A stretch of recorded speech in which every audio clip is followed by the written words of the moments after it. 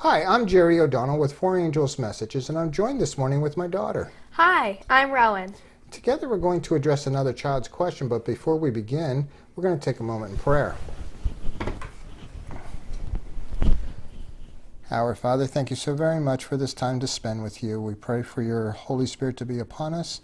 May we understand the answer to our question that we bring forth, and I pray that we would accept your answer and live by it. Help us, I pray, in Jesus' name, amen.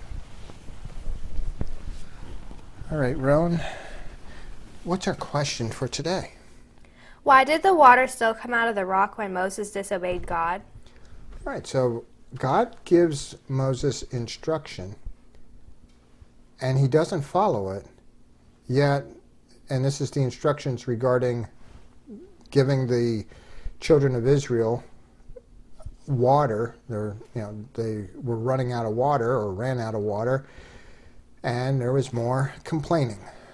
And so Moses goes to God. God says, okay, go to the rock and speak to it. And that's where we're going to pick up the story and see what happens. Let's go in our Bibles to the book of Numbers, chapter 20. Numbers, chapter 20. And here in Numbers 20, we're going to read verses 7 to 11. Go ahead.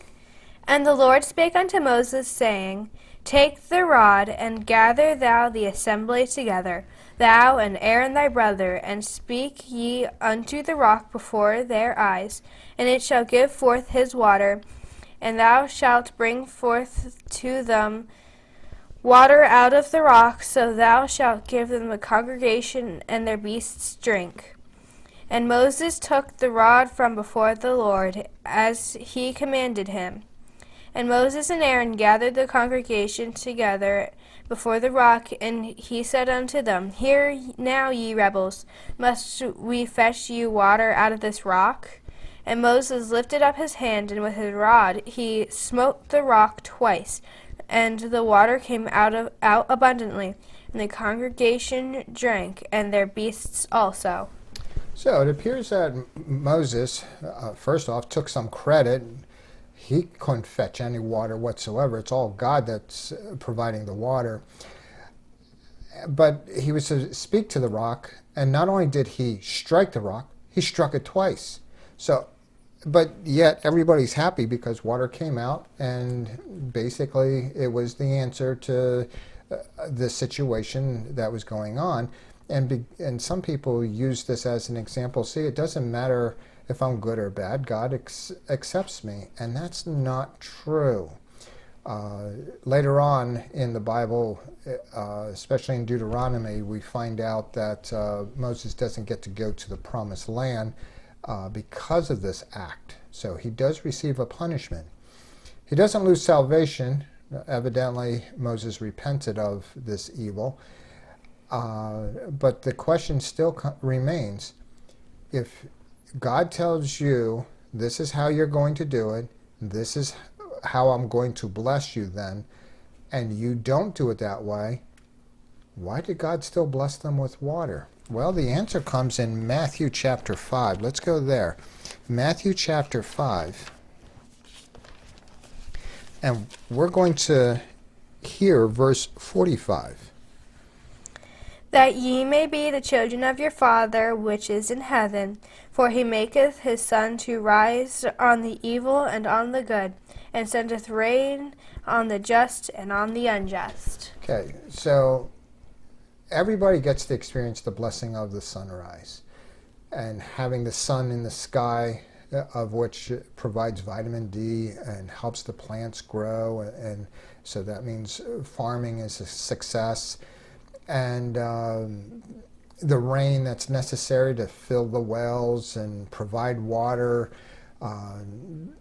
even through the rivers and streams, and of course watering those gardens.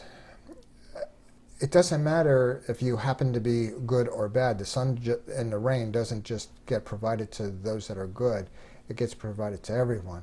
So when Moses disobeyed, the greater blessing that was necessary for survival, otherwise they would all die. God still blessed with the water to flow. It ruined the example that Moses was supposed to demonstrate there, and but he still was willing to bless the people for their sakes. God loves us, and despite sometimes that we go off on our own ways, doesn't mean that he cuts us off immediately. He still cares for us, and we need to have a proper relationship. That doesn't mean that he's encouraging us to sin, but rather he does care that we survive or not. And he is doing everything in his power to provide us the opportunity to come to him and accept him as Lord and Savior. And so that is why the water flowed, is that he still was going to bless the evil with the good. Evil being, at that time, Moses. It's hard to believe that, but yes, Moses acted evilly. And God blessed because it was necessary to do so still, despite one man's not thinking straight at that moment, his sin. And so that's the answer that we get from the Bible. Let's pray. Our Father, thank you so very much for this time to have spent with thee in thy word. Thank you for your blessings, even sometimes when we are not doing your will. You continue to bless us. May we appreciate and look back on it fondly and see your love. And, well, because you love us so, you simply ask us, if we love thee, to keep your commandments, keep your word. Help us to do so. We pray in Jesus' name. Amen.